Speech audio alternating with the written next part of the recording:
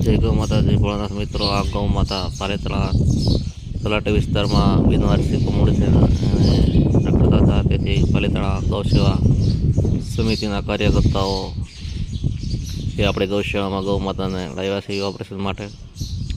અને આજે આ ગૌ માતાનું ઓપરેશન કરવાનું છે. તમે જોઈ શકો તો બહુ ખૂબ જ પીડા છે. માથું સુગર કરીને એક સાઈડનું શીંગડું મી ગયું છે. જો તમે અમારા આવા નવા સેવાના વિડીયો જો માગતો હો તો અમારી ચેનલને સબસ્ક્રાઈબ કરો, શેર કરો, ફોલો કરો, જેથી કરીને તમે અમારી ગૌસેવામાં ભાગીદાર બની શકો અને ગૌસેવાનો એક મોકો મળે અને અમને પ્રોત્સાહન મળે અમારી ગૌસેવાનું. જય ભોળાનાથ, જય ગૌ માતા મિત્રો.